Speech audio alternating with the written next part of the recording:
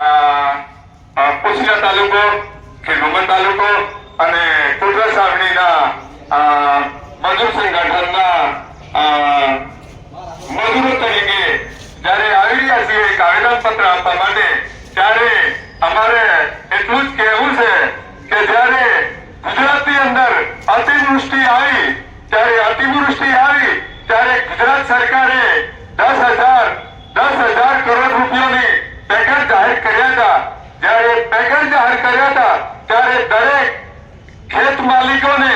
પૈસાનું એનું જે કઈ પાક હતો એ પાકનું વળતર આપવામાં આવ્યું। જ્યારે વળતર આપવામાં આવ્યું ત્યારે એ ખેતરોમાં જે પાક હતા એ પાક ભાગ્યા ખેત મજૂરોએ એનો ભાગમાં રહી એને મૌલિક પાક એને તૈયાર કર્યો અને જે તૈયાર કર્યો ત્યારે એના મજૂરને એના ભાગ્યા ખેત મજૂરને એક પણ રૂપિયો ના મળ્યો અને આખું વર્ષ એ ફેલ ગયું છે। એ મારા ગુજરાતની અંદર તમામ ભાગ્યોને ભાગમાં ખેતી કરતા તમામ ભાગ્યોની મજૂરીમાં એક પણ રૂપિયો હાથ નથી આવ્યો। એવી જ રીતે સાબરકાંઠા જિલ્લાની અંદર એક પણ ભાગ્યને વળતર ના મળતા અમારી માંગ છે કે જેમ ખેડૂતોને જમીન ઉપર જઈ સર્વે કરી અને એમનું સહાય ચૂક્યું છે તો શ્રમિકોને હાથમાં કશું નહીં આવ્યું ભાગ્યના હાથમાં, તો અમારી વિનંતી છે કે સરકારોની નોંધ લે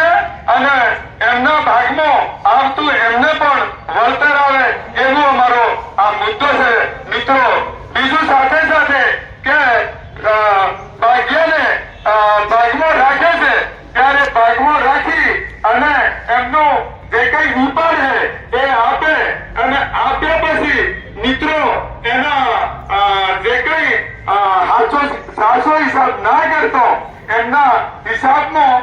લેતી દેતી કરી અને બીજા વર્ષે પણ એમને મિત્રો એના બંધિયાર તરીકે એને રાખવામાં આવે છે। જ્યારે અમારો એક ત્રીજી માંગણી છે, એ ત્રીજી માંગણી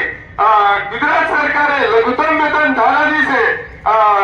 268 રૂપિયા નક્કી કરવામાં આવ્યા છે। જ્યારે છેલ્લા 65 વર્ષથી મિત્રો એને એક પણ રૂપિયો નહીં વધાર્યો, ત્યારે આજની મોંઘવારી પ્રમાણે એ ના પરવડતો એની પર નોંધ લે અને એમની રોજગારી એને લઘુત્તમ વેતન ધારો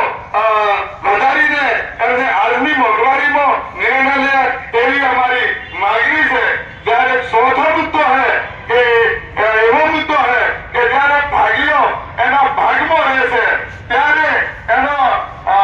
પાક પકડી અને એને મૌલિક પાક તૈયાર કરે છે અને ખેડૂત એના જમીન માલિકી ભાગ્યને પૂછ્યા વગર એમને એમની રીતે જઈને માર્કેટમાં વેચે છે।